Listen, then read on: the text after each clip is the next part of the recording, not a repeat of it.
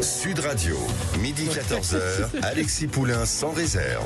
On définit le burn-out comme un épuisement physique, mental et émotionnel. Ils sont tellement obnubilés par le boulot. Et ils ont même l'impression que tout va bien. Vous êtes viré? Non, vous êtes viré. Et les gens qui en sont victimes n'en ont pas forcément conscience. C'est un document alarmiste remis au président de la République. Faire le distinguo entre les frères musulmans et les musulmans. Bon, après, les patrons sont pas non plus complètement innocents dans le mal-être de leurs employés. Tu es un tyran, Mathilde? Non, ça va. Mais vous faites tous la même erreur. Redis-le, plus de conviction. Non, ça va, c'est pas C'est bien.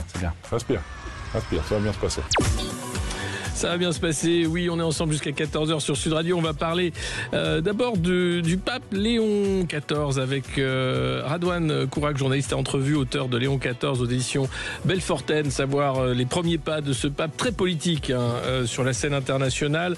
On va parler bien sûr de ce rapport sur les frères musulmans. Quelles leçons en tirer avec Florence Bergeau-Blacker, chercheuse au CNRS, auteur du Frérisme et ses réseaux, l'enquête aux éditions Odile Jacob qui nous éclairera sur ce rapport qui a fait couler beaucoup d'encre. Et puis à 13h avec Paul-Antoine Martin, ingénieur, ancien haut fonctionnaire, auteur de Le Temps des pervers. On va parler du burn-out, épidémie du siècle. Vous avez peut-être eu affaire à des managers toxiques qui vous ont poussé au burn-out. Eh bien, ce sera l'occasion d'en parler et vous pourrez échanger avec notre invité 0826 300 300 au standard de Sud Radio. On marque une courte pause. Alexis Poulain sans réserve. L'invité. Et notre premier invité, c'est Radouane Kourac, journaliste à entrevue, auteur de Léon XIV, édition Belfortaine, première biographie du pape, on va dire. Déjà, comment vous avez fait pour faire une biographie aussi rapide après la nomination de ce nouveau pape? Merci de me recevoir, mon cher Alexis. Comment on a fait? Écoutez, c'est assez simple. Je dis on parce que je me suis fait aider de deux amis, à savoir Gilles Verdez et Michel Taube, qui m'ont beaucoup aidé dans le travail de recherche. La première chose, c'est une énorme revue de presse de toute la presse péruvienne et toute la presse latino-américaine, parce que le pape est américain, mais il a exercé toute sa vie au Pérou. Ensuite, ce qu'on a fait, c'est qu'on a compilé des témoignages de différents cardinaux à la fin du conclave et de personnes qui avaient côtoyé le pape. Ouais. Et le tout emboîté, ça nous fait une biographie de 170 pages avec de l'analyse, les différents rapports de force et une analyse de ce qui pourrait être son futur pontificat, le pontificat qui a commencé. Oui, un pontificat. D'ailleurs, le sous-titre du livre, c'est un pape pour un monde en crise. Est-ce que c'est un pontificat qui va être extrêmement politique? Forcément, forcément. Le monde est en crise. Le conflit israélo-palestinien, la guerre en Ukraine. Le jour de sa nomination, il y avait de fortes tensions entre le Pakistan et l'Inde. Il semblerait que ce soit calmé et toutes les tensions géopolitiques du monde. François était un pape politique. Malgré lui, il a voulu s'intéresser à la politique. Mais je crois que Léon XIV sera de fait un pape politique car il n'aura pas le choix. Ça va être son rôle. Il va avoir un rôle de médiation et un rôle. L'Église catholique va devoir se positionner à un moment donné. Ça aura les conséquences que ça aura, mais c'est intéressant dans l'analyse du parcours de Léon XIV.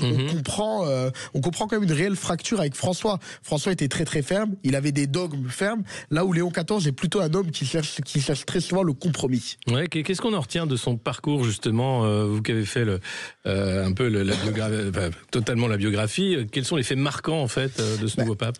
Moi, je dis que Léon XIV, plus qu'un pape américain, c'est un pape monde. D'ailleurs, la presse du monde entier dit qu'on a un pape américain, mais c'est faux. On a un pape peut-être péruvien, peut-être américain, mais il est américano-péruvien. Il a la nationalité péruvienne, Léon XIV. Et on l'a beaucoup trop oublié ces derniers temps, mais c'est un pape monde. Sa généalogie est fabuleuse. On s'est intéressé à ses origines, des origines françaises, des origines italiennes.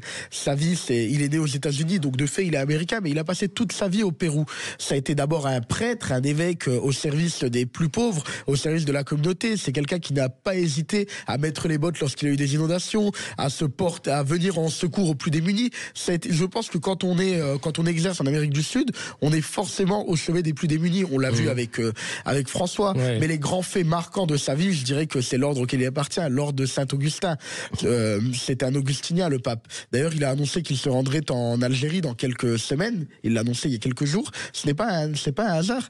Saint-Augustin est né dans l'équivalent de la ville actuelle de Soukaras et est décédé à, je ne sais plus, c'est Annaba ou Constantine, mais ce n'est pas très loin finalement.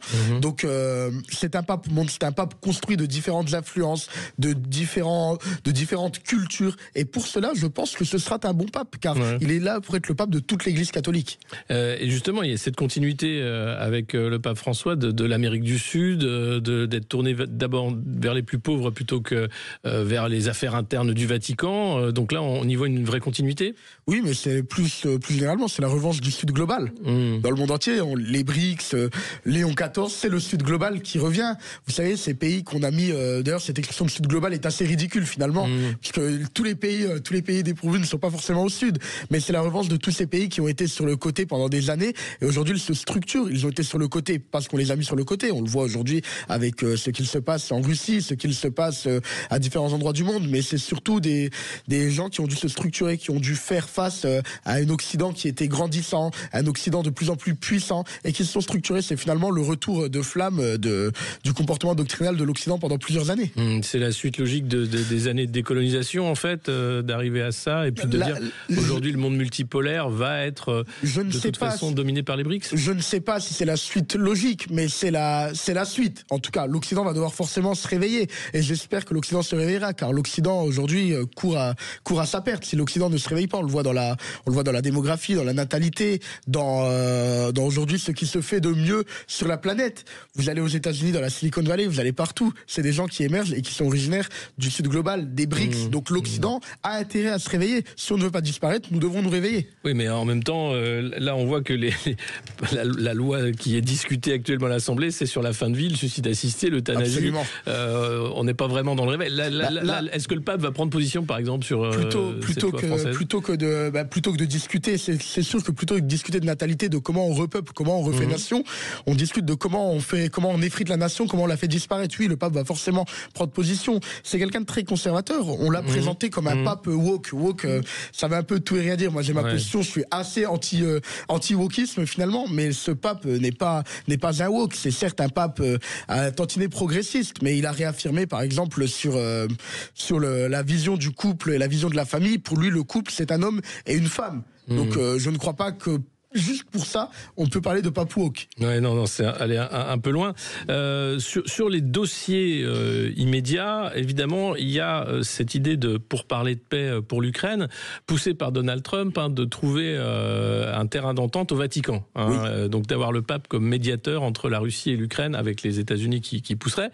Est-ce que c'est quelque chose d'envisageable? Est-ce que c'est inédit, ou est-ce que le pape a déjà par le passé, dans l'histoire, été arbitre dans des conflits pour tenir des conférences de paix? Donald Trump s'approprie très souvent les idées des autres. Cette idée, c'est une idée du pape. C'est le pape qui a émis cette idée le 8 mai dernier lors de son intronisation, lors de son élection, pardon. Donald Trump a trouvé ça sympa, et puis c'est une idée très bien sympathique. Après l'échec des négociations à Istanbul, Donald Trump s'est approprié l'idée. Mais c'est une idée du pape. Rendons à César ce qui est à César, ou du moins rendons au pape ce qui est au pape. Les papes dans l'histoire, oui, il y a eu plusieurs exemples qui nous le démontrent. Mais là, prenons par exemple, parlons de la Russie et de l'Ukraine, le conflit russo-ukrainien. Poutine a eu une relation très complexe avec les précédents papes. Par exemple, avec Jean-Paul II, c'était très très tendu les relations entre Poutine et Jean-Paul II pour deux raisons. La première étant que Jean-Paul II était un Polonais. La seconde, c'est que c'était un anticommuniste, anti-URSS, et il avait une haine viscérale de la Russie. Donc, de fait, il était exclu. Avec Benoît XVI, Poutine voyait quand même une porte d'entrée aux différentes négociations, voyait une possibilité derrière de discuter, de s'ouvrir sur l'Occident. Mais le problème, qui est un problème structurel de l'Église catholique, c'est que l'Église catholique est catholique, et que Poutine a des pressions extraordinaires dans son pays de l'Église orthodoxe. En plus, l'orthodoxie est très très mal organisée. L'Église catholique, il y a un chef, c'est le pape. L'orthodoxie, que vous soyez chrétien d'Orient, que vous soyez en Russie, le patriarche diffère. C'est pas le même. Donc le pape a évidemment un avis très important. D'ailleurs, dès lors qu'il y a un conflit, on sollicite le pape. Avec François, ça a été assez compliqué, mais François a beaucoup pris position sur le conflit russo-ukrainien. Il était clairement engagé en faveur de l'Ukraine. Il a envoyé des convois humanitaires, il a envoyé de l'aide humanitaire. Il était totalement hostile à des discussions avec Poutine, bien que par le passé, il se soit rencontré tout de même 3 fois. Je crois que Léon XIV devra devra, s'il veut être un grand pape, faire des compromis, et c'est assez fidèle à son style, le compromis. Enfin, récemment, Lavrov, le ministre russe des Affaires étrangères, a émis des doutes sur la possibilité d'une rencontre russo-ukrainienne au Vatican. C'est l'AFP qui nous le fait savoir. Donc on voit bien que ça reste compliqué. Le Vatican va rester dans une position pro-ukrainienne. Par pression de l'orthodoxie, parce que le premier qui demande la venue du pape en Ukraine, c'est le chef de l'église gréco-latine. En Ukraine d'ailleurs, ce qui est présenté dans les médias français, dans les médias occidentaux, c'est que l'église gréco-latine serait surpuissante. Il y a très très peu de catholiques en Ukraine en réalité. La majorité sont orthodoxes, mais en raison du conflit, les Ukrainiens ne l'affichent pas, ils l'affirment très très peu. Donc le grand problème, c'est surtout cette défiance de l'église orthodoxe vis-à-vis de l'église catholique. C'est ça le problème fondamental. Ouais, et est-ce que là, justement, Léon XIV va avoir peut-être des portées œcuméniques ou essayer de rapprocher le monde catholique du monde orthodoxe ? Il en a envie. Il s'est adressé à tous les chrétiens, plus largement à toute l'humanité. Mais je crois que c'est un homme qui est assez tenté par les ponts interreligieux. S'il se rend en Algérie, c'est pas simplement pour rendre hommage à Saint-Augustin, bien qu'il le fera évidemment. Enfin, je dis l'Algérie, mais Saint-Augustin a vécu sur ce qui est aujourd'hui l'Algérie. L'Algérie n'existait évidemment pas à l'époque de Saint-Augustin. Mais le pape a une portée et puis des velléités universelles. Donc oui, de fait, en plus il l'a exprimé dans sa première conférence de presse, il veut rapprocher les peuples. Ouais, comme tous les papes, on va dire. C'est un peu la question. Sur le conflit palestinien, autre dossier sensible et important, quelle va être la position, là encore, du pape ? Est-ce qu'il va être plus véhément, plus politique, plus visible dans ce conflit ? Parce que jusqu'à présent, le Vatican était plutôt effacé. On va dire qu'il n'avait pas pris vraiment le lead. François était quand même assez engagé sur le conflit. Il était quand même assez engagé. Il téléphonait tous les soirs. Aux responsables de l'église sur les territoires palestiniens. Il était quand même engagé. Il a pris plusieurs positions en faveur que tout de même des territoires palestiniens et de la population palestinienne.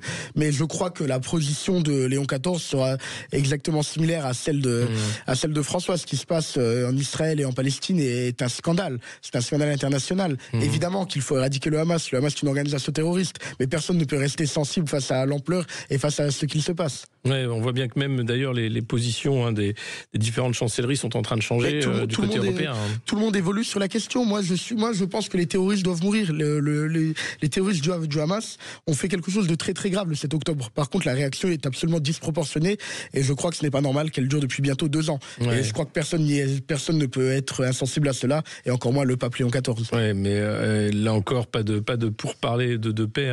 Tout se passe plutôt au Qatar ou ailleurs. Donc, est-ce que le Vatican, sous Léon XIV, va devenir un pays leader de la diplomatie internationale ? Je pense qu'il en a envie. Déjà, il est américain, il est latino-américain, il a quand même une connaissance du monde, il a une connaissance de la planète. Le Vatican, on l'oublie très souvent, mais c'est un pays, c'est un royaume, c'est un pays c'est le pays qui a le plus de relations diplomatiques au monde, d'ailleurs, le Vatican. Sauf qu'il ne les exploite pas assez, ça, on ne le dit pas assez. Donc le Vatican a aujourd'hui la possibilité de devenir un acteur incontournable. C'est le pays avec le plus de relations diplomatiques de la planète. Oui, c'est ça. Donc, et c'est d'ailleurs le seul pays de droit divin au monde. Donc ça lui apporte 2 particularités.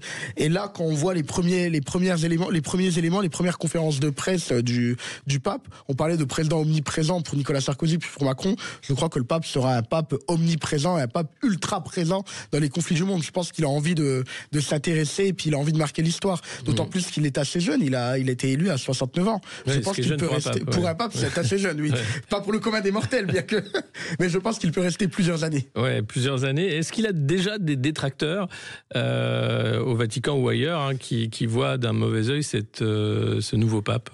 Au Vatican, difficile à dire, parce que dès lors que le pape est élu, contrairement à nos démocraties occidentales, il y a quand même l'unité. Il y a plus d'opposition, oui, c'est ça. Une fois qu'il y a le pape, les mecs s'enferment, c'est ça qui est fabuleux au Vatican, les mecs s'enferment pendant plusieurs jours. Là, ça a été assez rapide. Une fois qu'il y a un chef, il y a un chef, et c'est comme ça, c'est une vraie culture du chef. Par contre, oui, il a des détracteurs, aux États-Unis notamment.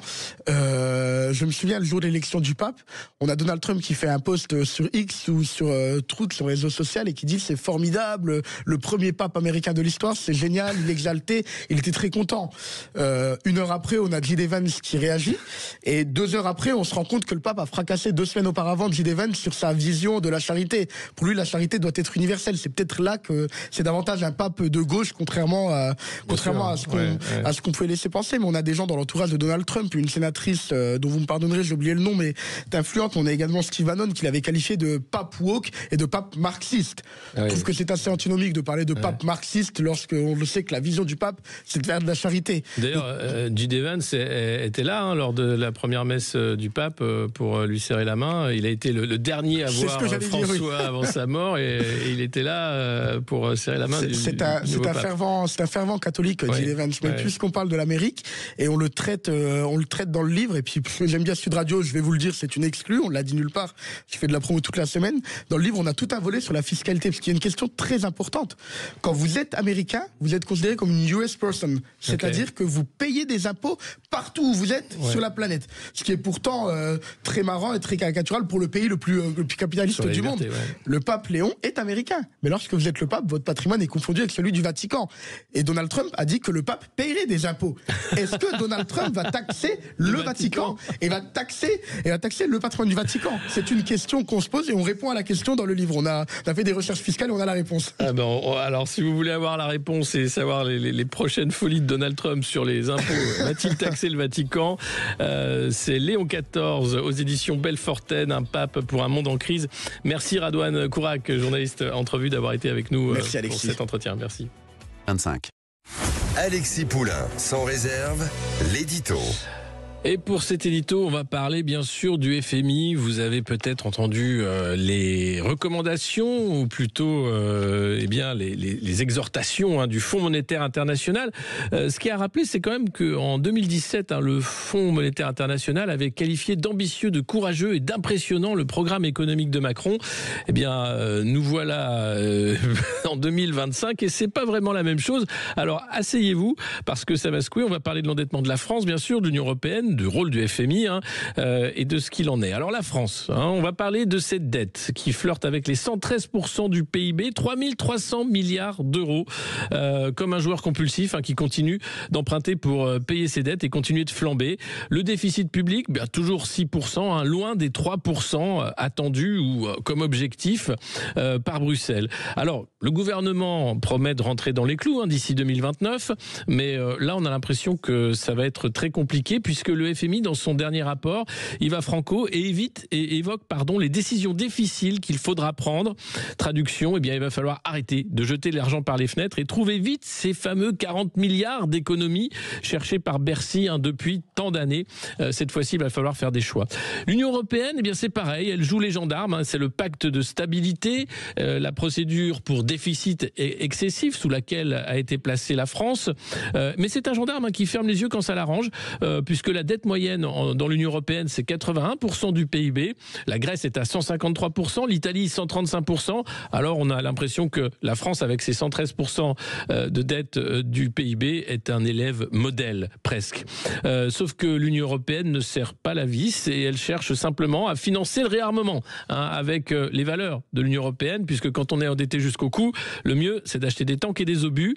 Et d'ailleurs, 16 pays ont demandé à zapper les règles budgétaires pour muscler leurs dépenses en matière de défense. Et la France, bien sûr, ne dirait pas non. Et puis, le Fonds monétaire international, puisqu'il s'agit de lui, alors c'est l'arbitre suprême, le prêtre rédempteur de l'inquisition budgétaire. Le Fonds veut un ajustement structurel de 1,1% du PIB en 2026 pour la France. En clair, il va falloir couper dans le social, les retraites, l'assurance chômage, et ça va faire mal, très mal, à tel point que les inquisiteurs ont déjà prévu les troubles sociaux qui vont suivre les politiques d'austérité. Voilà ce que dit le FMI dans sa note. La fragmentation politique et les tensions sociales pourraient retarder les efforts de consolidation budgétaire et de réforme, ce qui pourrait peser davantage sur la confiance et les perspectives économiques et augmenterait les risques budgétaires. Vous êtes prévenus, ça va secouer. Alors, est-ce qu'on peut parler de faillite ? Visiblement, Macron, Philippe, Le Maire et tous les autres assument d'avoir amené notre pays dans le mur de la dette au point d'envisager une solution à la grecque, de mise sous tutelle du FMI. C'est incroyable. Et puis, François Bayrou, notre Premier ministre, il a une solution. Eh oui, un référendum sur les finances publiques. Eh ben non, finalement cette idée a été mise à la poubelle, comme d'ailleurs toutes les autres promesses de référendum, puisque même dans son émission sur TF1, Emmanuel Macron n'a pas fait de promesse sur un référendum, loin de là. Alors qu'est-ce qu'on va faire? Le FMI veut moins de dépenses, l'Union européenne veut plus de discipline, et la France, notre pays, on veut tout. On veut de la croissance, de la défense, des aides sociales, des impôts qui ne fâchent personne, et il faut peaufiner le bilan d'Emmanuel Macron pour l'histoire. Spoiler, ça va pas marcher. Il va falloir choisir avant que les marchés ou Bruxelles ne choisissent pour nous, parce que croyez-moi, quand les financiers et les créanciers toquent à la porte, ils viennent pas pour nous offrir des croissants. De là à tous finir par manger nos crottes de nez comme la ministre du budget pour sa survie, il n'y a qu'un pas. Parce que c'est notre projet. Alexis Poulain, sans réserve, l'invité. Et notre invitée, sans transition, Florence Bergeau-Blacker, chercheuse au CNRS, auteure du Frérisme et ses réseaux. L'enquête aux éditions Odile Jacob. Bonjour. Bonjour. Alors, il y a ce rapport qui a été rendu public contre l'avis visiblement du président de la République sur l'influence des frères musulmans en France. On en parle depuis quelques jours. Un rapport visiblement pas complet, mais qui déjà donne une idée de l'entrisme de ce réseau des frères musulmans en France. Est-ce qu'il faut s'inquiéter à la fois de la prise de conscience tardive des pouvoirs publics, ou bien est-ce que ce rapport est loin de faire la photographie de la réalité en France? D'abord, il faut peut-être préciser un peu d'où vient ce rapport. Oui. Donc, c'est un rapport qui a été commandé par Emmanuel Macron et Gérald Darmanin au printemps 2024. Il a été confié ensuite aux rapporteurs, donc messieurs Courtade, préfet, et Gouillette, ancien ambassadeur d'Algérie, et ils ont travaillé donc quelques semaines pour faire un rapport d'information. Ça consistait simplement à réunir les connaissances qu'on avait sur le sujet, des connaissances scientifiques et puis des connaissances produites par les services secrets français. Donc je pense que l'essentiel en fait est constitué, en tout cas pour ce qui est des données factuelles, est constitué des rapports, des renseignements, et ensuite il y a quelques commentaires, quelques reprises de ce qu'ont pu dire les chercheurs, les uns et les autres, les experts, etc. Par contre, il y a quand même une trame que je reconnais, et qui est celle de mon livre, sorti Le Frérisme et ses réseaux en 2023, qui avait fait tant parler et qui m'a malheureusement conduit à être placé sous protection policière tant je recevais de menaces, y compris de l'université. Vous m'aviez d'ailleurs reçu pour en parler. Donc je reconnais cette trame qui est l'idée qu'il y a une avancée. C'est pas seulement les mouvements des frères musulmans, c'est pas le salafisme communautariste ou séparatiste, c'est véritablement un groupe qui avance. C'est un mouvement, il appelle ça le mouvement islamique. Youssef El-Kardaoui, son mentor en Europe, c'est un mouvement qui avance et qui a des objectifs très clairs, qui a une méthodologie on peut dire, a élaboré depuis près d'un demi-siècle. Donc on a juste un demi-siècle de retard sur ce qu'ils ont voulu faire et ce qu'ils sont en train de faire. Donc on a parlé, je me souviens du directeur des renseignements territoriaux qui, dans un entretien accordé au Monde en décembre 2024, parle de califat. Donc c'était déjà quand même un mot important à prononcer. Cette volonté d'islamiser nos sociétés, donc ça fait partie d'un programme qui était déjà chez les frères musulmans dès les années 70-80, à partir du moment où ils ont décidé de s'installer en Europe. Donc ils ont dû aller chercher des justifications dans les textes religieux. Et ils vont viser une population en particulier, ce sont les jeunes issus de l'immigration. La génération primo-migrante qui n'est pas très cultivée, qui arrive pour travailler en Europe, ne les intéresse pas vraiment. Une conception de l'islam qui ne les intéresse pas. Par contre, ce qu'ils vont faire, c'est se faire passer pour des savants auprès de ces familles qui ne connaissent pas forcément l'islam dit savant, et d'une certaine manière rééduquer leurs enfants, expliquer aux enfants qu'ils ne connaissent pas le véritable islam. C'est ça, les frères musulmans, c'est d'abord une emprise sur les musulmans. Sur les plus jeunes, et prendre l'éducation de cette façon-là. Est-ce que vous avez été consulté pour ce rapport lorsqu'il a été créé ? Oui, j'ai été d'ailleurs la première à être consultée, une très longue consultation. Comme je vous l'ai dit, je pense que la structure même de mon travail a pu inspirer les auteurs du rapport. Voilà. Et alors, sur ce mouvement, alors, parce que c'est ça la question qui se pose, on parle de 400 personnes, ça paraît rien, vu la taille de la France, de 5 écoles, et pourquoi, et de financements qui vont déclinant. On a l'impression quand même que les pays arabes, d'ailleurs, ont pris le problème des frères musulmans et luttent contre eux, c'est le cas de l'Arabie Saoudite, et donc on n'a pas l'impression d'un mouvement en expansion, ceci dit. Donc c'est-à-dire que si ce ne sont pas les frères musulmans, ce sont d'autres mouvements qui prennent le relais. Comment vous expliquez ça? Remettons bien les choses. Vous m'avez posé plusieurs questions. D'abord, on estime entre 400 et 1000 personnes, effectivement, les membres assermentés de la confrérie secrète. Donc c'est très difficile, puisque en raison du caractère dissimulé, savoir combien ils sont. Mais là, on parle vraiment de gens, de personnes, des hommes en particulier, mais il y a aussi des femmes. Mais pour les assermentés, ce serait plutôt des hommes qui sont de véritables promoteurs de l'idéologie frériste, très activement, et dont le travail essentiel est d'influencer le reste de la société. Donc vous avez ces assermentés, donc effectivement pas beaucoup, mais après vous avez un deuxième cercle que j'appelle les fréristes, que certains appellent les affiliés, qui eux travaillent pour la confrérie, ont été contactés par elle, le sachant ou non d'ailleurs, parce que les frères musulmans se présentent surtout comme des théocrates orthodoxes, des gens qui sont certes rigoureux, mais ils ne disent jamais effectivement leur appartenance à la confrérie.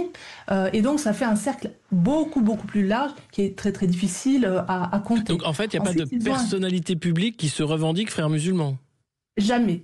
Aucun frère musulman ne s'est jamais déclaré frère musulman. Les seuls qui se sont déclarés frères musulmans, c'est ceux qui ont dit qu'ils étaient sortis de la confrérie. Il y a de véritables personnes qui sont sorties de la confrérie, comme par exemple Mohamed Louisi, mais il y a aussi des personnages qui disent être sortis de la confrérie et qui travaillent toujours pour elle, typiquement Tarek Oubrou. Donc vous avez ce cercle assez indéfini de personnes qui sont tellement influents, pas seulement dans les mosquées, parce que les mosquées, le politique, ils l'ont contourné jusqu'à présent. Ce qui les intéressait, c'était l'influence culturelle, donc des lieux socioculturels, sportifs, de passer par l'économie du halal, bien sûr, pour influencer la société plus que les individus. Ce que cherchent les frères musulmans, ce n'est pas de convertir pied à pied chaque individu, c'est de convertir la société pour qu'elle devienne charia compatible. Charia compatible, ça veut dire tout simplement une société qui se transforme elle-même au nom du multiculturalisme, de l'inclusivité, etc., et qui finit par adopter des lois qui sont tout à fait compatibles avec la charia. Et ce que espèrent les frères musulmans, c'est qu'à ce moment-là, avec leur consentement, en fait, ces sociétés vont se transformer et se donner assez naturellement à l'islam, dans la mesure où ils considèrent que c'est la meilleure des religions. Mais l'objectif, c'est d'arriver à des républiques, à des démocraties occidentales qui passeraient en quelque sorte sous le domaine de la charia, enfin, ou qui seraient compatibles. Mais enfin, on est quand même à des millions d'années-lumière de ça, quand même. Non, pas du tout. On n'est pas très très loin de ça. Il y a des endroits en Europe, je pense à Bruxelles en particulier, où effectivement les partis politiques sont incapables de prendre le pouvoir sans le vote musulman, et donc ils font concession après concession, et à un moment donné, effectivement, on peut se retrouver dans une situation où, on mange halal dans les cantines, on porte le voile partout, on fait attention à ce qu'on dit, la liberté d'expression.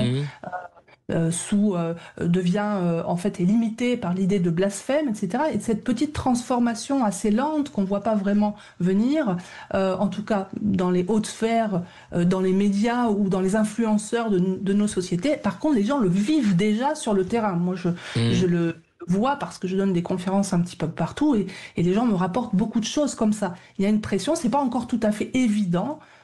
Sauf dans certains quartiers, bien sûr, où là, effectivement, vous ne pouvez plus sortir en robe pour les femmes.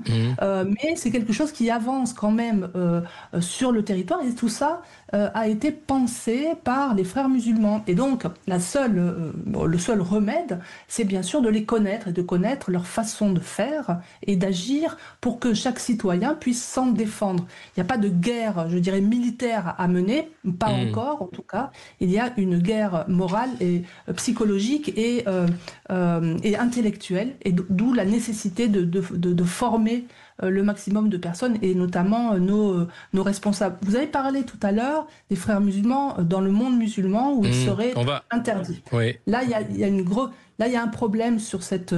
j'entends ça constamment, or ce n'est pas exactement ça. On va marquer une courte pause et on va revenir sur justement la façon dont certains pays musulmans traitent les frères musulmans et vous pourrez nous dire ce qu'il en est en réalité. Puis on reviendra aussi sur le déni de la classe politique française pendant des années qui pose question aussi sur soit l'hypocrisie, soit la naïveté de certains responsables politiques. On marque une courte pause et on se retrouve dans un instant avec vous, Florence Bergeau-Blacker sur Sud Radio. Alexis Poulain, sans réserve, l'invité. Et on se retrouve sur Sud Radio avec Florence Bergeau-Blacker, chercheuse au CNRS, auteure du Frérisme et ses réseaux, l'enquête qui a été consultée pour ce rapport sur l'influence des frères musulmans en France. Alors on parlait avant la pause de l'approche de certains pays musulmans justement vis-à-vis des frères musulmans. Est-ce que vous pouvez nous dire ce qu'il en est en réalité? Est-ce qu'il y a des pays qui ont déjà lutté contre les frères musulmans ou quel est l'état des lieux en fait dans les pays musulmans? En fait, on entend souvent que les frères musulmans sont en recul dans les pays musulmans, notamment parce que certains les interdisent. En réalité, ils ne sont pas interdits directement. Ce qui est interdit, c'est leur participation politique. Et ça veut dire qu'en fait, ils continuent à agir dans les autres domaines où ils peuvent se dissimuler, où ils peuvent être... et la dissimulation est une force. La raison, à mon avis, pour laquelle ils sont faibles, c'est ou plus faibles qu'il ne paraît en Europe, notamment, ou aux États-Unis, c'est qu'ils ne peuvent pas jouer sur le levier de l'islamophobie. Ça marche très très bien dans nos sociétés inclusives, multiculturelles et culpabilisées. Ça marche très très bien de nous accuser d'islamophobie dès que nous ne sommes pas d'accord avec les règles trop strictes de l'interprétation frériste de l'islam. Évidemment, dans les pays musulmans, ça ne fonctionne pas. Et c'est la raison pour laquelle, étant interdits comme parti et ayant ce désavantage-là, ils sont moins puissants. Donc ça doit nous faire réfléchir. Les interdire en France ou en Europe, par exemple, à mon avis, ne servirait strictement à rien qu'à criminaliser ceux qui travaillent sur la confrérie. Parce qu'on peut très bien imaginer, ça veut dire très concrètement, si par exemple je dis voilà un tel est proche de la confrérie parce qu'il a ses idéologies, etc., il partage ses références, ce n'est pas... pour moi, à vouloir une théocratie, ce n'est pas, on peut pas criminaliser ça. Je veux dire, ils ont parfaitement le droit de vouloir une théocratie contre une démocratie. Ça dépendra de nous. Comment nous allons répondre. Donc, ça pourrait amener en fait des gens comme moi à être mis en procès, des procès bâillons qui pourraient nous amener d'ailleurs en prison. Je veux dire, si les choses vont comme elles vont, on pourrait se retrouver en minorité et être vraiment nous-mêmes criminalisés par le simple fait de décrire une situation. Donc, je ne suis pas pour cette interdiction-là que je trouve très contre-productive et de toute façon quasiment impossible à faire. D'ailleurs, aucun pays musulman n'a réussi à le faire. Oui, enfin, ils ont réussi quand même à ce que vous venez de dire, à éloigner les frères musulmans du spectre politique, de la décision politique. Pas en les interdisant. Oui. Mais nous, en France, c'est l'inverse. On a l'impression que depuis des années, le champ politique a accueilli à bras ouverts les réseaux des frères musulmans pour demander conseil dans de nombreux domaines, notamment le rapport alerte sur l'entrisme au niveau de la politique locale, des municipales. Comment se fait-il C'est pas la première fois. Oui. Ça fait un petit moment qu'on s'inquiète des municipales. Là, ça revient encore. Moi, je suis pas trop inquiète non plus parce que les frères avancent pas trop dans le champ politique. C'est pas leur force. Donc, ils sont très prudents. Ils avancent très lentement. Alors, parmi les politiques, il y a des gens qui savent ce qu'ils font. Et bien sûr, le parti auquel tout le monde pense, le parti LFI, a des connexions directes, ils connaissent en fait, ils savent à qui ils ont affaire, qu'ils ont des alliances avec les frères musulmans. En tout cas, dans l'appareil, j'en suis sûr qu'ils savent ce qu'ils font. Mais vous avez des preuves pour dire ça, de cette collusion ? Oui, par exemple, vous pouvez voir Elias Dimzalen, Elias Dimzalen dans des réunions avec LFI. Or, le discours d'Elias Dimzalen est clairement un discours frériste de politisation de l'islam, où il explique en gros que pour lui, l'islamophobie, ce n'est pas de la discrimination, c'est simplement qu'on empêche les musulmans le passage au politique, de s'exprimer sur un plan politique. Il le dit très clairement, sans qu'aucune fois il ne soit arrêté par ses amis de LFI. Donc il y a des complicités évidentes pour ne prendre que cet exemple-là. Mais il y a aussi à droite, enfin il y avait eu des critiques qui avaient été faites en compte de Gérald Darmanin, notamment à Tourcoing.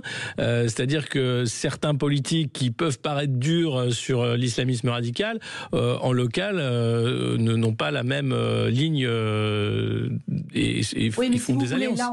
Là, on est dans le cadre du clientélisme. Oui. Donc il n'est pas nécessaire de connaître ce qu'il y a derrière votre interlocuteur musulman, vous voulez leur voix, voilà. Et donc ça, c'est vraiment plutôt les idiots utiles de la politique, c'est-à-dire des gens assez mal informés et qui de toute façon ne veulent pas s'informer sur le phénomène parce qu'ils en ont peur à titre personnel et parce que ça ne les arrange pas. Et ça touche effectivement tous les partis, sans exception. Oui. Et y compris l'ancien ministre de l'Intérieur, Gérald Darmanin, qui avait été cité pour avoir justement dîné avec certaines personnalités. L'autre question, c'est au niveau des chefs d'État. Enfin, d'État à État, on peut dire que est-ce que la France est un pays sous influence? Quand on a vu Nicolas Sarkozy et le Qatar, par exemple, maintenant c'est Dominique de Villepin qui est sous les feux de la rampe, mais les questions qui se posent aussi des relations entre Emmanuel Macron et l'Algérie, enfin beaucoup de questions qui se font. Est-ce que la scène politique française est un terrain de chasse pour, au-delà des frères musulmans, une influence du monde musulman ? Bien sûr, et la France n'est pas le seul pays, mais quand même un pays très concerné par le soft power du Qatar. Il ne résiste pas, effectivement, aux avantages, aux mallettes aussi. On a parlé de mallettes de billets qui transitent par Bruxelles. C'est une réalité. Et cette corruption, individu par individu, fonctionne malheureusement très bien. Ça, plus les gros contrats et autres. En effet, on peut se poser des questions sur...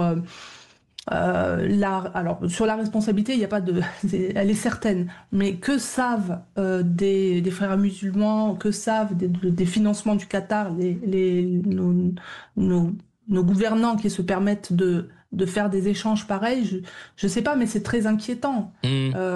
Alors je parle pas de Dominique de Villepin parce qu'il est très connu qu'il est payé directement par le Qatar, mais dans le cas de Sarkozy, qu'est-ce qui s'est passé dans d'autres cadres qu'on ne connaît pas, et qui, à mon avis, peuvent aussi bien se dérouler à gauche qu'à droite. Effectivement, là, et ça fait partie d'ailleurs des préconisations du rapport, c'est non seulement d'informer le grand public, mais de responsabiliser les décideurs publics. Donc ça est au niveau national et au niveau européen, et ça c'est quand même une bonne chose. Oui, il y a des préconisations qui sont un peu bizarres dans ce rapport, mais il y en a qui sont très intéressantes. L'Union européenne est quand même un terrain de jeu préféré de tous les lobbyistes, y compris les lobbyistes des frères musulmans. Ce que dit le rapport, c'est que là, à Bruxelles, c'est vraiment encore plus avancé qu'en France. Oui, moi je considère qu'il y a 3 filières de financement. Le Qatar, la Turquie aussi, qui influence par le biais des médias, et puis l'Union européenne, qui distribue de l'argent à travers des projets très farfelu. Je viens de rendre un rapport sur cette question qui manifestement ne contrôle pas en fait l'argent qui est distribué. Et puis il y a quelques individus fréristes ou proches de la mouvance qui agissent à des points stratégiques. Je pense à Marion Lalisse, par exemple, la coordinatrice à la lutte contre la haine contre les musulmans, qui elle finalement n'hésite pas à travailler avec des fréristes, et quand on le lui dit, elle se fâche au lieu d'aller voir un peu ce qui se passe. Ça, c'est très préoccupant, mais ça permet évidemment de nourrir d'argent des associations de toutes sortes, associations antiracistes, contre l'islamophobie, pour le développement dans les banlieues, ou toutes sortes de choses, ou la lutte contre la radicalisation. Ce sont des maîtres en la matière. Tout ça, évidemment, produit beaucoup d'argent et des effets leviers aussi au niveau local. Merci beaucoup, Florence Bergeaud-Blacker, chercheuse au CNRS, auteure du Frérisme et ses réseaux, l'enquête, pour être venue sur ce rapport. Visiblement, il y a encore beaucoup de chemin à faire pour sortir du déni ou de la naïveté de dirigeants politiques par rapport à ce lobbying qui existe. On va marquer une courte pause et se retrouver à 13h. On parlera d'un tout autre sujet, du burn-out, épidémie du siècle, avec Paul-Antoine Martin, notre invité, auteur du Temps des pervers, pour voir un peu comment s'en sortir si vous-même avez été victime de managers toxiques ou de situations qui vous ont conduit au burn-out. N'hésitez pas à témoigner. 0826 300 300. On se retrouve dans un instant sur Sud Radio. Alexis Poulain, sans réserve, l'invité. Alors notre invité, Paul-Antoine Martin, ingénieur, ancien haut fonctionnaire, auteur du Temps des pervers aux éditions Max Milo. Bonjour. Bonjour Alexis. Un livre qui parle de ce mal très répandu, le burn-out, dont vous avez été victime, un mécanisme que beaucoup trop de gens connaissent en fait, quand on est coincé dans un management pervers, quand on ne peut pas sortir la tête de l'eau, tout est fait finalement pour vous faire craquer. Comment vous avez vécu vous votre burn-out? Vous l'expliquez un peu, c'est un livre romancé, mais basé sur votre expérience. À quel moment on se rend compte que ça va pas et qu'on est détruit de l'intérieur? Alors oui, le burn-out, c'est une maladie aujourd'hui qui est extrêmement répandue. C'est 500 000 cas par an à peu près. C'est une bascule. C'est très brutal. Donc, comme vous l'avez dit, il y a toute la phase préalable de harcèlement, de violence psychologique, d'enfermement dans des schémas psychologiques pervers. Et puis, un beau matin, vous avez la bascule qui vous fait plonger immédiatement dans le néant. C'est-à-dire que vous êtes détruit de l'intérieur, totalement détruit. Vous n'êtes plus capable de rien, plus capable de penser, plus capable d'avoir d'émotions, plus capable non plus de lever ne serait-ce qu'un doigt. Moi, c'est ce qui m'est arrivé. Et vous restez dans cette situation-là pendant un certain temps. Plus c'est grave, plus vous y restez longtemps, et vous mettez extrêmement longtemps à en sortir. Donc c'est un burn-out. On entend beaucoup des gens dire, ou des médecins dire, voilà, il a fait un burn-out, il a été arrêté une semaine. Non, c'est pas ça un burn-out. Un burn-out, c'est des mois, voire des années d'arrêt, voire une incapacité totale de travail pour l'avenir. Et c'est mon cas. Voilà, dans mon cas, moi, je suis en incapacité totale de travail. Je ne peux plus retravailler parce que physiquement, je suis capable de très peu d'efforts et psychiquement, j'ai très peu d'énergie. Donc voilà, c'est un processus, le burn-out, qui c'est une calcination de l'intérieur qui fait que toute votre capacité à régénérer votre énergie vitale est cramée, brûlée. Donc, elle se régénère un petit peu, à 5-10%. Mais vous n'avez plus les 100% comme vous aviez avant. 500 000 cas par an de burn-out, on est quand même sur un dossier qui devrait concerner la santé publique. Or, les pouvoirs publics font le dos rond et préfèrent ne pas parler du burn-out. C'est François Ruffin qui avait défendu d'en parler, d'en faire une loi à l'Assemblée nationale, qui a été rejetée. Et depuis, j'ai pas vu de débat sur cette épidémie, et ce qui est un vrai poids pour à la fois les finances de la sécurité et la santé, et puis pour la santé des Français. Alors, c'est un scandale sanitaire. C'est un scandale sanitaire, un de plus, qui passe sous les radars. Il passe sous les radars, comme vous le dites, très, très justement. Je suis en contact avec François Ruffin, justement, parce que je sais qu'il a défend vigoureusement et courageusement le sujet, mais ils sont très peu ceux qui ont ce courage.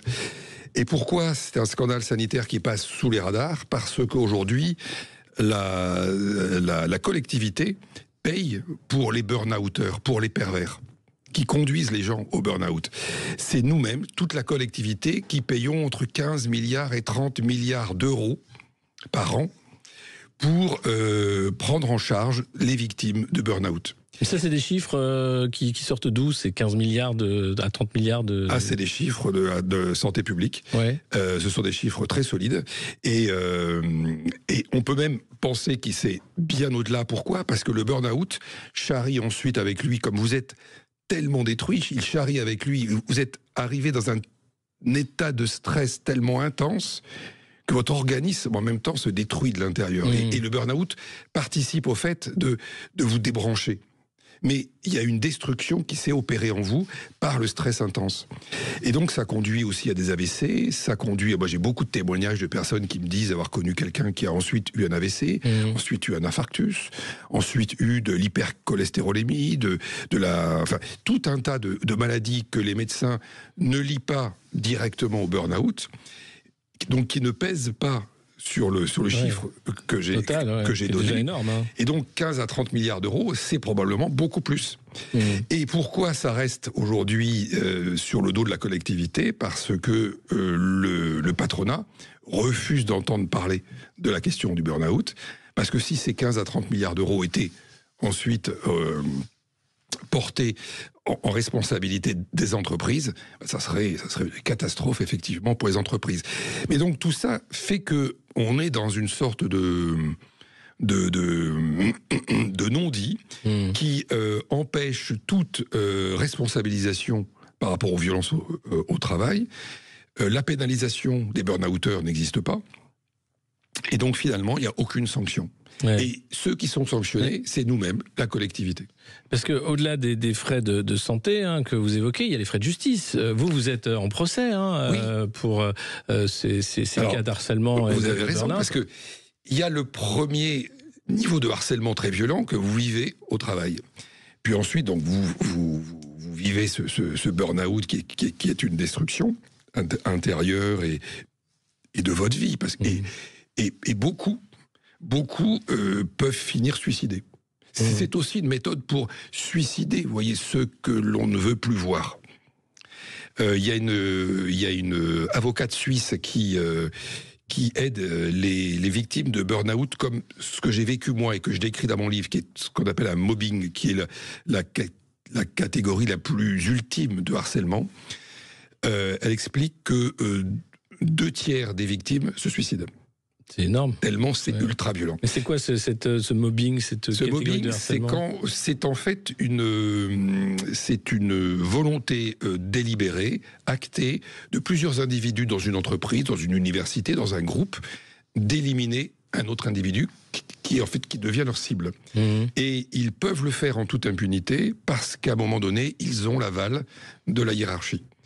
Et ça, c'est quelque chose... Donc c'est des politiques en fait de ressources humaines, enfin entre guillemets. Ça peut être une politique de ressources humaines. Comme on a vu chez Orange.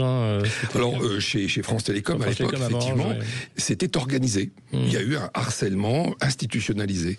Là, c'est chirurgical, on va dire.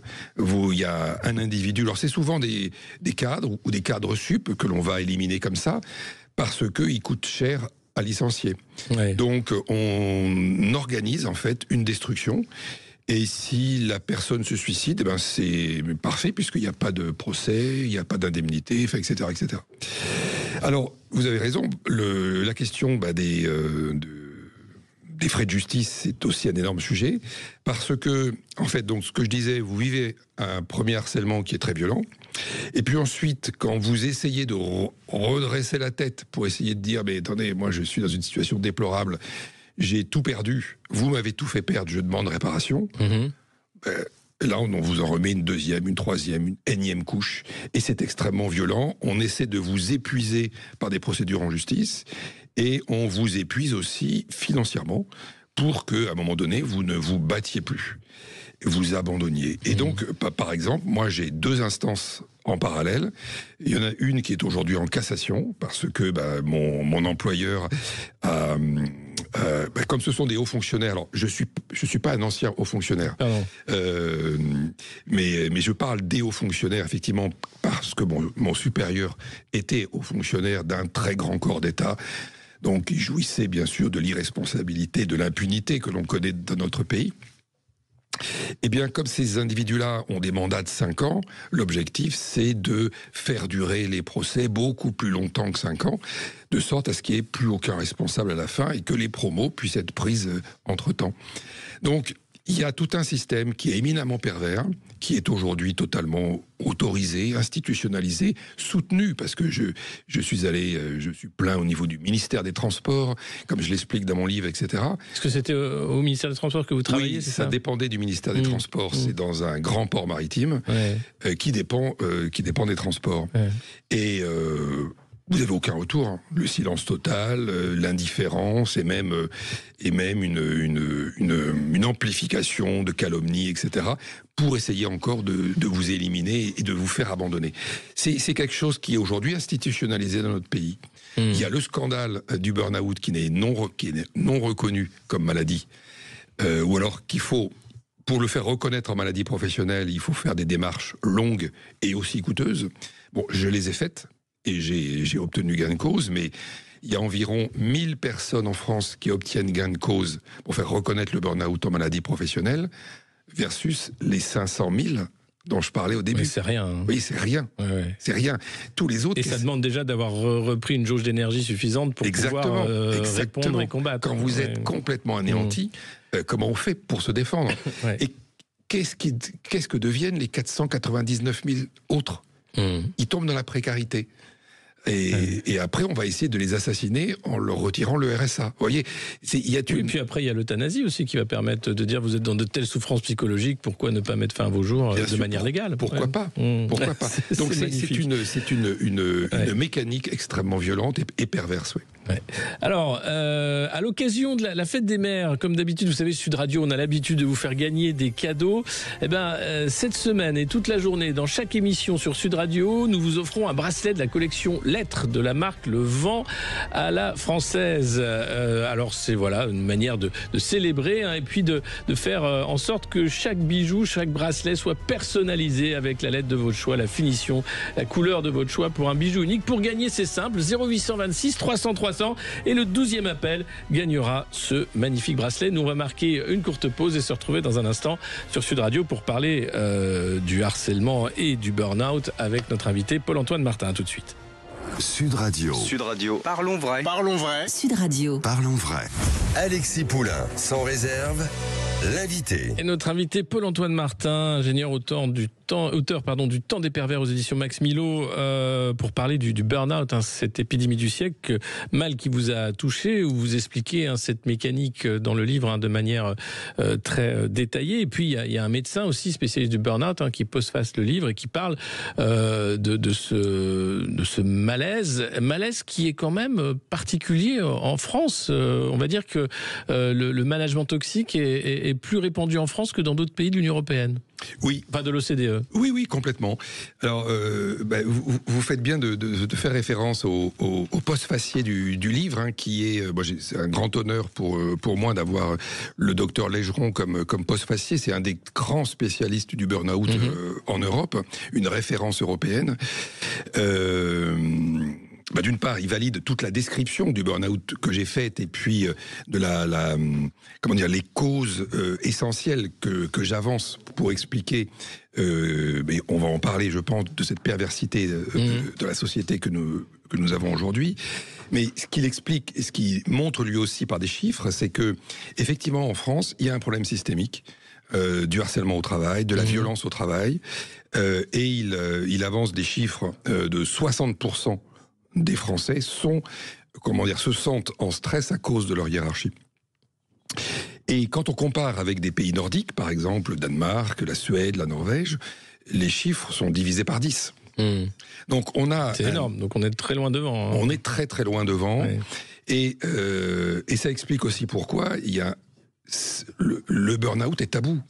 Parce que le burn-out, c'est le symptôme de ce malaise psychosocial au travail. C'est vraiment la révélation que le travail est malade, que notre société est malade. Et donc, comme d'habitude, on met le symptôme sous le tapis. Ouais, on ne veut pas en parler, mais ça veut dire quoi? Qu'il y a une culture de la violence, du harcèlement en France, qu'on ne veut pas parler des sujets. Moi, je me rappelle d'Emmanuel Macron qui disait j'aime pas le terme de pénibilité au travail parce que ça voudrait dire que le travail est pénible. Donc déjà, rien que ça, c'est un déni énorme sur les travaux qui sont pénibles, en l'occurrence, et les emplois difficiles. Mais pour ce qui qui est du management, là encore, surtout ne pas parler de l'éléphant dans la boutique de porcelaine, à savoir une culture de la toxicité. Alors, il y a une culture de la toxicité, je pense, qui remonte à assez loin dans la vie, en fait, des managers. Mon hypothèse est la suivante, c'est que alors, j'ai fait une grande école qui s'appelle Centrale Supélec, et donc pour ça, je suis passé par Mathsup, Mathsp, et donc une sélectivité qui est très très très très forte. Elle existe aussi en médecine, elle existe aussi dans d'autres secteurs. Et je pense qu'en France, on a une culture de la rivalité, de la concurrence qui s'exacerbe dans ce mode de sélection, qui fait que finalement, on ne va pas sélectionner les empathiques, on ne va pas sélectionner les sensibles. Parce qu'on estime que, probablement, que dans la société, il faut être dur, il faut être violent, il faut être méchant. Ouais. Et donc, c'est ça qu'on sélectionne.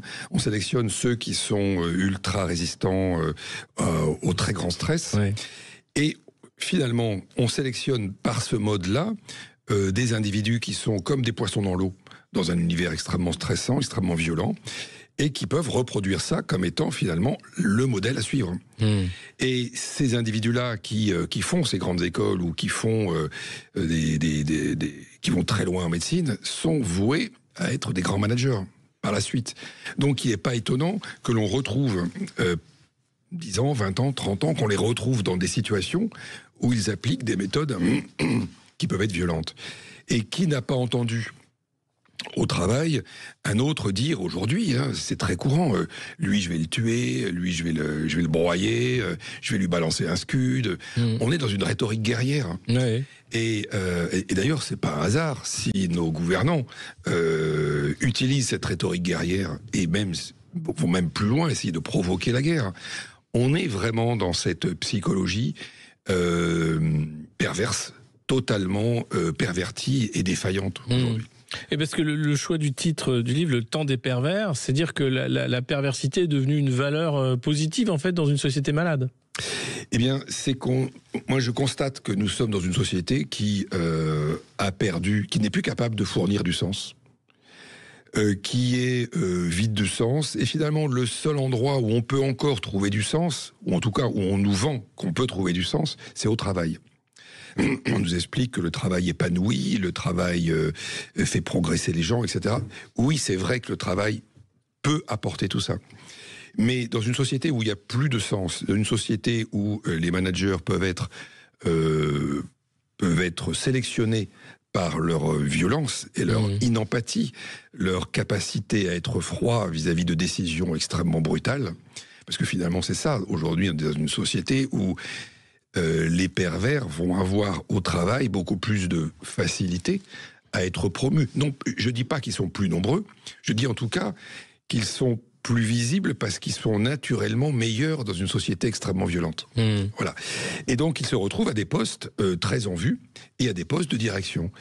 Et le travail se retrouve effectivement un endroit qui est aux avant-postes de cette perversité qui a pris le pas dans notre société. Et donc, il essuie tous les coups de la perversité. Mais justement, enfin, on voit bien que on est passé de l'État-providence, l'État social, à maintenant un État qui va traquer les gens qui recherchent un emploi, donc qui sont en situation de fragilité, les gens au RSA, là encore, des gens en situation de fragilité, sous prétexte qu'ils ne seraient pas foutus de travailler, que c'est des assistés. La rengaine de Laurent Wauquiez sur l'assistanat, par exemple, c'est aussi ce basculement de cette société vers là où on avait les moyens d'essayer de faire en sorte d'avoir des coussins d'amortissement quand les situations sont difficiles, d'enlever tout ça et de dire démerdez-vous maintenant, c'est chacun pour soi et mangez-vous les uns les autres. Oui, mangez-vous les uns les autres parce que c'est la vérité de la vie. Un pervers pense comme ça. La description du personnage que je fais, Ursi, dans mon livre, qui est, en fait c'est un peu une suite du Clan des Seigneurs, le précédent, j'essaie de décrire ce qu'est intimement effectivement un pervers, comment il pense, comment il réagit, et comment c'est un livre aussi pour reconnaître ce genre d'individu au travail ou même dans la gouvernance du pays. Le pervers, il n'est pas courageux. C'est quelqu'un qui n'est jamais, qui est fondamentalement lâche. Donc il va toujours s'attaquer aux faibles, toujours s'attaquer aux précaires. Il va jamais s'attaquer aux forts. Et c'est ce qu'on voit aujourd'hui. On va, ce que vous disiez, on va traquer les gens au RSA, on va traquer les précaires, on va nous parler d'assistanat, de gens qui, sans avoir ces très maigres ressources, se suicideraient ou vivraient sous les ponts. Est-ce que c'est ça la société que l'on veut aujourd'hui ? Eh bien, non, le pervers est un individu qui ne construit jamais, est incapable d'innovation, il est incapable de vérité, il vit dans le mensonge, dans la manipulation, et c'est un individu qui détruit et qui divise. Et au travail, le premier indice qui montre, un comportement pervers, c'est la volonté de division, la volonté d'atomisation d'un groupe. C'est ça qui fait le pervers. Et on a aujourd'hui ça dans beaucoup d'entreprises, beaucoup de la fonction publique, ce qu'on appelle les petits chefs, les individus qui vont aussi prendre exemple sur ce qu'ils voient au-dessus. Oui, c'est ça. C'est-à-dire c'est un modèle de dire faut tout casser, ce que disait Emmanuel Macron. Il faut vraiment tout casser pour pouvoir reconstruire. C'est-à-dire qu'il faut rien garder. On est on est dans la transgression. Ouais. Le pervers, il aime la transgression parce qu'il aime détruire. Le pervers, il cherche effectivement à détruire et à faire croire qu'il va reconstruire de façon magnifique. Ce sera mieux après. Ça, c'est sa manipulation. C'est l'homme nouveau, c'est la société nouvelle. Mais c'est ce qu'on a connu avec les totalitarismes du XXe siècle. Ouais.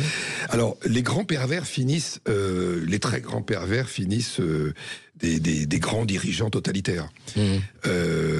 On en a quelques-uns qui probablement sont capables aujourd'hui en France, mais vous en avez beaucoup qui, dans les entreprises et dans la fonction publique, se comportent comme ça, parce que aussi, ils ont ça en eux, et parce qu'il y a plus d'exemplarité quand on voit au niveau de la gouvernance que l'on se comporte comme ça, quand on voit l'impunité, l'irresponsabilité qui est aujourd'hui de mise, et tous les jours nous le montre. Finalement, pourquoi se comporter de façon exemplaire ou morale? Ça ne rapporte pas, en tout cas.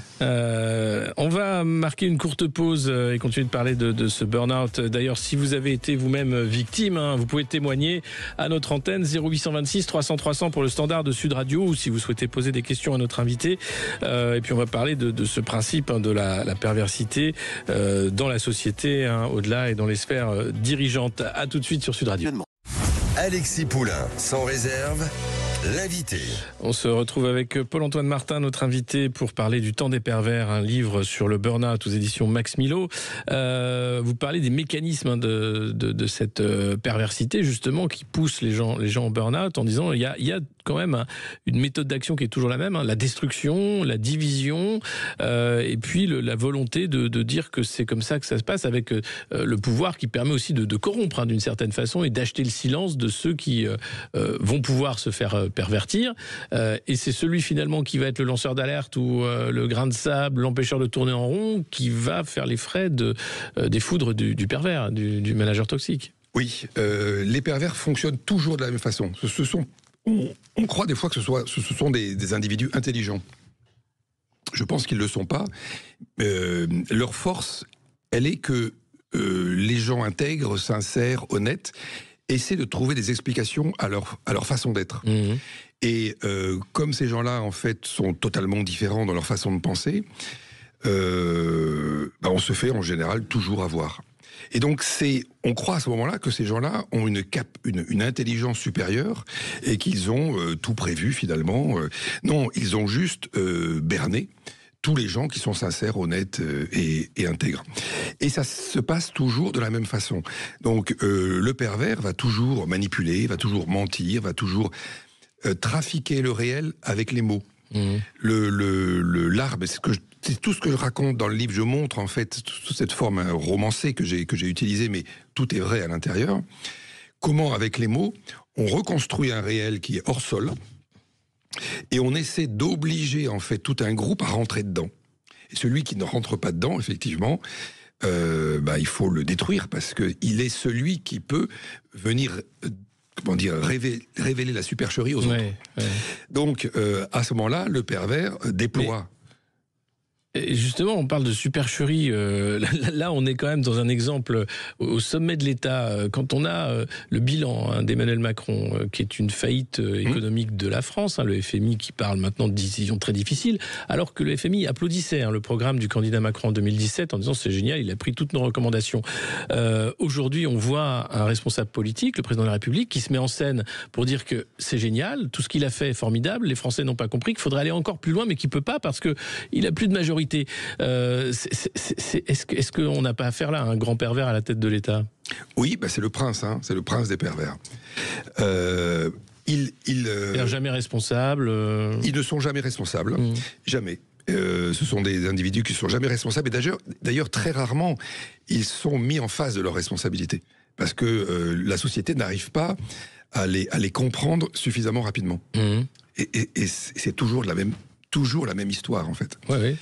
Ce que l'on voit aujourd'hui, c'est effectivement tout un narratif qui nous décrit un réel qui n'existe pas. Et ça, c'est la méthode du pervers, de ce que je vous expliquais un peu avant, c'est de nous faire croire que ce réel qui est raconté existe. Et ça crée une sidération dans l'esprit des individus honnêtes, intègres, etc., parce qu'ils ne fonctionnent pas comme ça.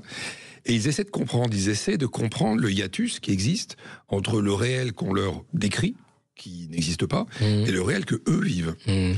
Et c'est dans cette sidération que le pervers avance aussi. Parce que ça permet de ne pas avoir d'opposition.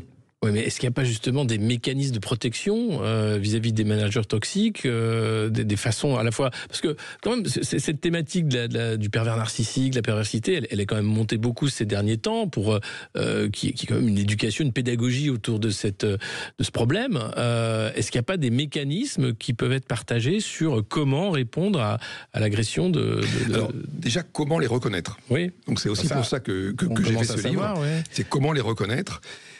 Oui, on commence à savoir, sauf que moi j'ai l'expérience en fait dans l'environnement dans lequel j'étais. Peu ont reconnu vraiment dans le personnage d'Ursi vraiment les traits d'un pervers. Et ça, c'est quand même assez extraordinaire de voir que même après toutes ces actions, même après toutes ces paroles, ça continue de fonctionner. Eh bien. Il faut reconnaître effectivement comment fonctionne un pervers. Et la difficulté, c'est de sortir des griffes du pervers. Parce que quand vous êtes dans une entreprise ou de la fonction publique, vous êtes finalement dans un endroit où vous êtes soumis à une hiérarchie. Et c'est le mode de fonctionnement du travail. Le travail, c'est une enclave dans la République. On n'a pas la liberté d'expression. Ouais. Voilà. Si on veut la liberté d'expression, il faut accepter de partir illico. Qui, aujourd'hui, est capable, dans la sinistrose économique que nous vivons, de dire « je pars de suite et je mets toute ma famille en risque ». Peu sont capables de le faire. Donc, on subit souvent en espérant ne pas être la cible du pervers. Et c'est comme ça que ça fonctionne. C'est pour ça que tout le monde se tait. Quand il y a un bouc émissaire, on va juste raser les murs. Et le bouc émissaire, c'est exactement le bon terme. C'est vraiment le terme exact. Le bouc émissaire permet de concentrer la perversité du pervers sur un individu afin que tous les autres s'en trouvent épargnés. Et donc, ça permet de gagner du temps.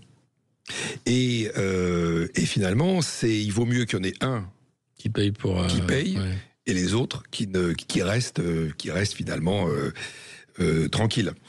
Mais ça se reproduit toujours. Oui, après l'un, l'autre, et on peut avoir beaucoup de boucs émissaires. Mais est-ce qu'il n'y a pas des mécanismes simples de protection vis-à-vis du management toxique ? Après, il peut y avoir des dénonciations au niveau de l'inspection du travail, mais ce sont toujours des choses très délicates, parce que ça remonte aux oreilles du pervers, et là, il devient fou. Il devient fou, et on devient impeto la cible. Donc c'est très très difficile. Alors il peut y avoir des syndicats, mais les syndicats aussi souvent, alors on en trouve qui sont courageux, mais souvent certains jouent une certaine politique à l'intérieur de l'entreprise. Je raconte aussi dans mon livre comment Ursi a donc ce anti-héros qui est au centre du livre, comment il a construit un syndicat pour finalement, on appelle un syndicat jaune, pour finalement soutenir ses actions. Oui, ça c'est possible aussi avec le pouvoir de mettre en place. C'est possible aussi. C'est-à-dire que le pervers, il corrompt. Il divise, il corrompt. Et il y a un ancien haut fonctionnaire qui m'avait dit, mais tu sais, il suffit de connaître le prix, chacun a un prix. Et une fois qu'on sait le prix, après, on peut tout faire. Et c'est vrai avec les syndicats, c'est vrai avec tout le monde. Ouais, donc on a beaucoup de gens qui sont comme ça, qui vont se taire par peur des représailles. Oui, et puis il y a tout l'imaginaire aussi de se dire je risque beaucoup en ne me taisant pas. Or, je pense effectivement que plus on est à parler, parce que le pervers est lâche, parce que le pervers finalement est faible et fragile, plus on est à parler et à dire les choses et à dénoncer les choses, plus on arrivera effectivement à endiguer cette... Oui, il faut faire l'union contre le pervers en l'occurrence. Alors on a un auditeur avec nous, Francis de Paris, qui souhaitait réagir. Bonjour Francis. Oui, bonjour. En effet, donc moi j'ai été dirigé par un gros pervers qui était polytechnicien et qui venait de France Télécom, et il est arrivé dans la grosse société audiovisuelle où je travaillais comme directeur. Et donc son travail, c'était de passer de 4000 personnes à 320 personnes. Ah oui, c'est beaucoup, oui. Voilà, donc moi je travaillais sur le Tour de France, Roland-Garros, les grosses variétés comme ingénieur du son. Et ce monsieur n'y connaissait rien dans l'audiovisuel. Avec nos réalisateurs, nos clients pour qui on travaillait, il ne savait pas causer. Son travail, c'était de laminer tous les services de façon qu'on se marche dessus les uns sur les autres dans la réduction du personnel, dans la compression de la société. Ouais, c'est ce que... D'avoir affaire à un directeur technique qui venait d'un grand corps d'État, parce qu'auparavant, avant France Télécom, il était Air France aussi. Donc c'est des gens qui tournent. Oui, c'est ça aussi. Merci beaucoup, Francis. Paul-Antoine Martin, vous expliquez que ce sont des gens qui ont des mandats très courts, toujours donc dans la destruction. Alors l'idée, c'est de transformer, de réformer, de moderniser. Enfin, il y a des mots derrière la destruction, et qui ensuite vont faire la même chose toute leur vie, en fait, sur des mandats très courts pour, comme vient de le dire Francis, réduire la voilure, mettre des gens à la porte, broyer des gens qui travaillent et qui ont des compétences, et puis là aussi l'incompétence, c'est-à-dire des gens qui arrivent et dont ce n'est pas le métier, et qui vont devoir, parce que c'est le management, faire n'importe quoi sur un métier qu'ils ne connaissent pas. Ils sont très souvent totalement incompétents, mais ils ont une capacité avec le langage à vous inventer un réel qui permet, comment dire, de faire... Alors, ce cas-là est quand même, le cas de l'auditeur est quand même assez extraordinaire, mais tout à fait emblématique du pervers destructeur, mais de ces managers ultra toxiques, mais qui sont reconnus et sélectionnés pour ça. Voilà. Mais le pervers, effectivement, c'est exactement ce qu'a décrit l'auditeur, mais il a divisé, il a atomisé. Il faut que les gens se tapent dessus. Et c'est ce que j'ai vécu aussi. C'est-à-dire que c'est ça la méthode. Et c'est ce qu'on voit au niveau de la gouvernance française. C'est l'atomisation totale de la société, afin que tous les corps de métier, toutes les personnes, les voisins, tout le monde se tape les uns. On a vu les pompiers qui se battaient contre les policiers, c'est les taxis aujourd'hui qui sont dans la rue. Enfin, je crois qu'il n'y a pas une profession qui n'a pas été en grève ou qui a été matraquée depuis 2017. C'est vraiment une... Et c'est en atomisant complètement que vous restez au pouvoir. Et ça fonctionne. Et ça fonctionne. Et ça fonctionne. Alors, le pervers crée aussi tout un écosystème pervers autour de lui. C'est-à-dire qu'il va y avoir tout un tas d'individus qui vont être intéressés de se mettre dans le sillage du pervers en appliquant ces méthodes. Alors, je raconte ça aussi, comment des individus qui, sans le pervers, peuvent être des gens très bien, mais qui tout d'un coup se révèlent... ultra manipulables, ou en tout cas ultra intéressés, corrompus, corruptibles, et qui finalement appliquent ces méthodes. Seul un pervers ne peut rien faire. Et c'est tout cet écosystème qui fait qu'il devient ultra puissant. Parce que ces gens-là sont finalement les bras armés, deviennent les bras armés du pervers central, quoi. Oui, il y a une équipe qui se forme autour par intérêt, hein, c'est ce que vous dites. Par intérêt. D'autres, on a l'impression, alors là, vous voyez, Francis l'auditeur nous disait que c'était quelqu'un qui venait de la haute fonction publique. Est-ce que c'est un vivier particulier, l'ENA, la haute fonction publique, de ce type de managers toxiques qui sont incompétents, qui n'y connaissent rien et dont le métier est de détruire partout où ils passent? En tout cas, c'est un vivier qui jouit de privilèges ultra considérables qui n'existent nulle part ailleurs dans notre société, l'impunité et l'irresponsabilité. Ouais. Ça, c'est les seuls. C'est vrai que dans une boîte, quand on plombe la boîte comme le fait Emmanuel Macron sur le budget de l'État, généralement, l'actionnariat n'est pas content et le board vous vire. Mais là, c'est pas le cas. Et ça dure pas des années. Non, ça dure un mandat. Un mandat et même dans des proportions bien plus courtes, bien plus faibles. Alors, c'est un univers où, effectivement, on joue de l'impunité et de l'irresponsabilité. Quoi qu'on fasse, on ne risque rien. Au pire, on retarde d'1 ou 2 ans sa promo. C'est le seul risque que ces gens ont. Donc ça permet effectivement de rentrer aussi dans une toute-puissance. Et beaucoup, effectivement, se retrouvent pris par une certaine hubris qui fait que là, la perversité est totalement débridée. Oui, mais ça peut aussi provoquer leur chute. Ça peut provoquer leur chute, mais ça prend du temps. On va marquer une dernière pause et se retrouver dans un instant avec Paul-Antoine Martin pour continuer de parler de ce mal du siècle, le burn-out et le management toxique. À tout de suite sur Sud Radio.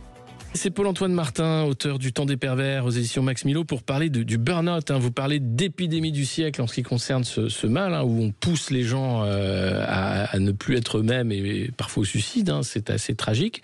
Et vous dites que c'est un sujet tabou, parce que si on commençait à ouvrir la boîte de Pandore, 500 000 cas de burn-out par an, on remettrait en cause toutes les règles du management moderne et aussi des cabinets de conseil qui sont souvent à la manœuvre dans la restructuration des services. Oui, si on ouvre la boîte de Pandore, parce que le burn-out, c'est le symptôme d'une civilisation, d'une société totalement malade. Si on ouvre la boîte de Pandore, si on essaie de comprendre ce qui se passe, effectivement, tout s'écroule, puisque tout est faux. Et toutes les sociétés nous parlent aujourd'hui d'agilité, de résilience, etc., etc. Déjà, souvent, ils ne comprennent pas les mots qu'ils emploient, mais on nous parle toujours d'un réel qui n'existe pas ou qui est le contraire de ce qu'il est.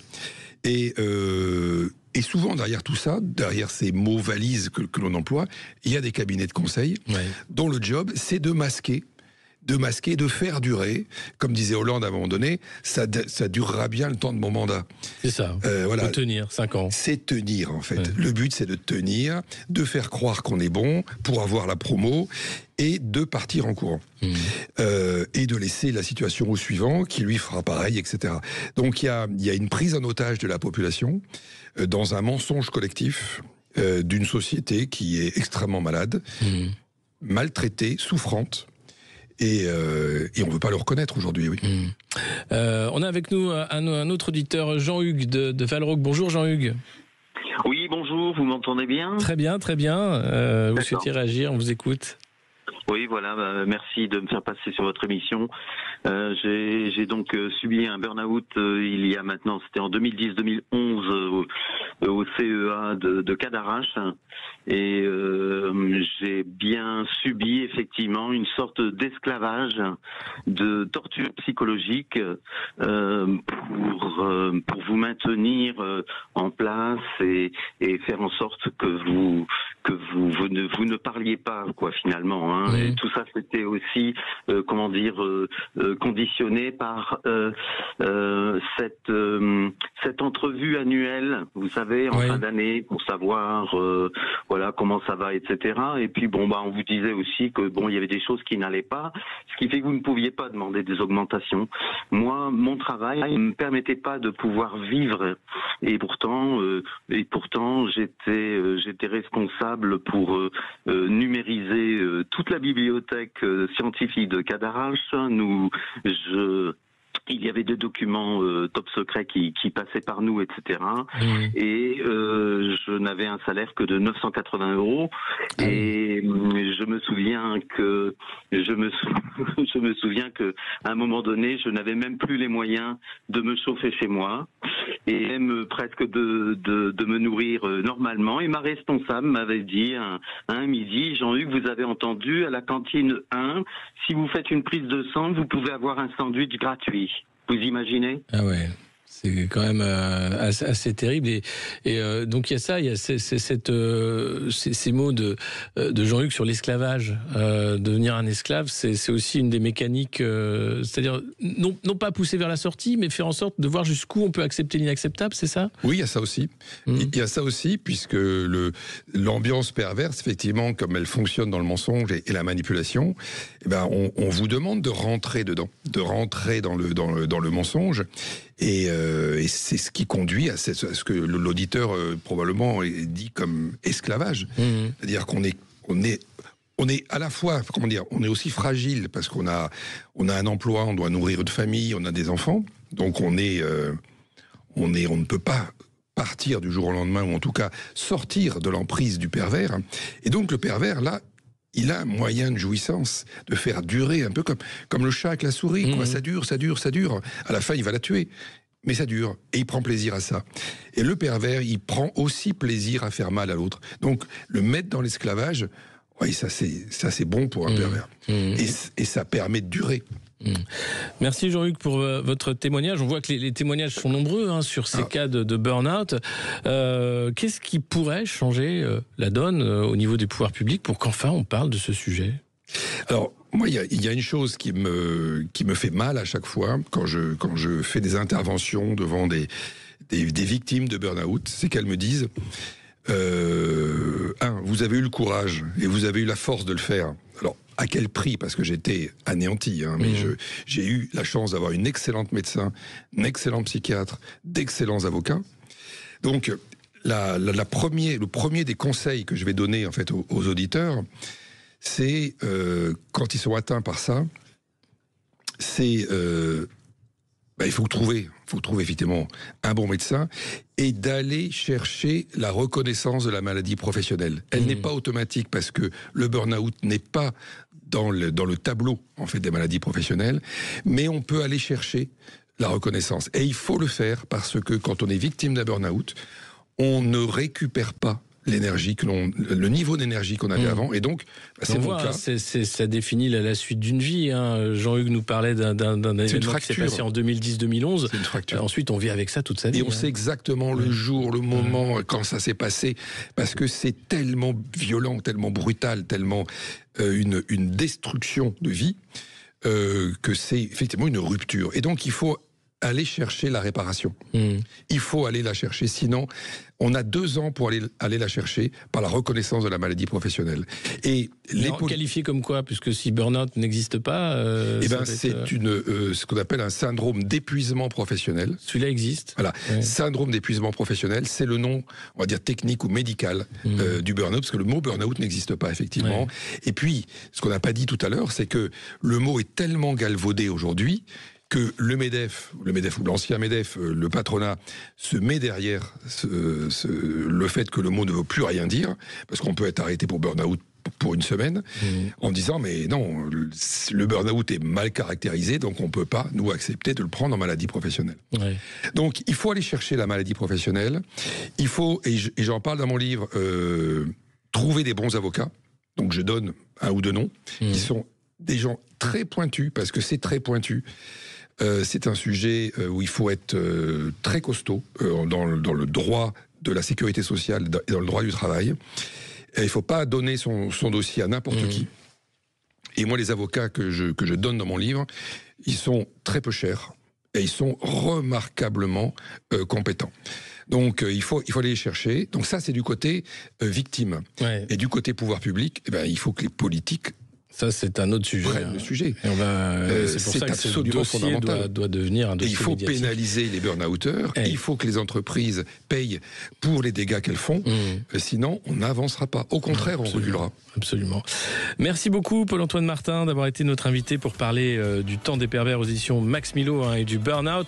C'est Laurent du Tarn qui a gagné ce bracelet du vent à la française. Félicitations à lui. Et puis dans un instant, c'est Brigitte Lahaye qui va parler d'un sujet pas si loin finalement des forceurs, des pervers, la pénétration non préparée, quelles douleurs surviennent et comment les éviter. Voilà. Vous êtes sur Sud Radio et restez avec nous pour la suite de cette journée.